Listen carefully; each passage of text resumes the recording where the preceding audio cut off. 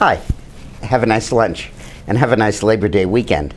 On the weekends, I try to do stuff that gives you a little bit to chew on over the weekend. And I want to talk a little bit about the conflict that every president faces between the need to be the leader of his party and the need to be president of the United States. The former calling for aggressive partisanship and rhetoric and clashes, and the other calling for a kind of benign stewardship of the country, a father figure who attracts confidence.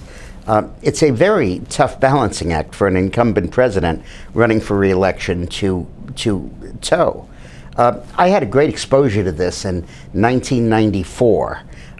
About a week before the congressional elections, when Bill Clinton lost control of both houses of Congress, which, by the way, was incredible. The House had been Democratic for 40 years, and in '94, Gingrich took it away. And Clinton called me about 7 or 8 or 10 days before the election and said, "Dick, where should I go campaign? Which members do you think I should go to fight for? Which Democrats?" And I said, "Go back to the Middle East. Don't campaign for anybody." And he said, no, you don't understand. I was in the Middle East, and I signed a peace agreement between Israel and Jordan. And my prestige is high, my job approval is up 10 points. And I know before, if I went and campaigned for people, it would hurt them. But now I think I can really help them, and I want to know which districts I should go into. And I said, if you run around the country now campaigning for Democratic politicians and attacking Republican insurgents, it's going to hurt you and it's going to hurt them. I said, all of this presidential stardust that you brought back from the Middle East will be blown away, and you'll just be seen as a partisan hack. And you'll go right back down to the approval you had before you left for the Middle East, and that will drag every one of those Democrats down to defeat. He said, well, you're wrong. I have to go campaign for these people. They voted for my bills, and I just have to go do it. And then, of course, he did. He ran around the country, and almost everyone he campaigned for lost. His job approval fell the 10 points that I'd predicted, and he undid all of the good that he was trying to do.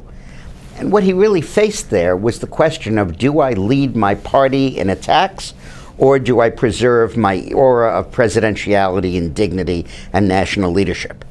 Obama is making the exact wrong choice now.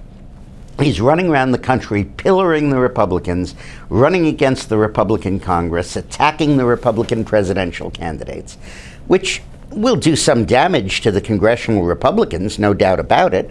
They'll mainly get reelected and gain because they'll rise and fall based on the presidential race, so it won't have an effect. But obviously he's hurting them a little, but he's hurting himself just as much. His approval has dropped 16 points since he began the strategy of being partisan in chief. And if he thinks he's going to succeed with that, he's just dead wrong. I'm very glad he's dead wrong, but he is. Now, all of this is based on the old Harry Truman model of 1948, when he ran against Congress and railed against them and all of that. And that made sense coming off of the New Deal, rallying the Roosevelt coalition once more, but these times are very, very different. And Obama doesn't look like a president solving our economy's problems. He looks like a partisan trying to score political advantage by manipulating what he's saying about them. And it doesn't do him any good, doesn't do the country any good, and really doesn't even do his party any good. So I hope you're not listening, Barack. You just keep on doing that. Thanks a lot. So I'm not going to do one on Monday because it's Labor Day, but I'll see you Tuesday for lunch. Take care.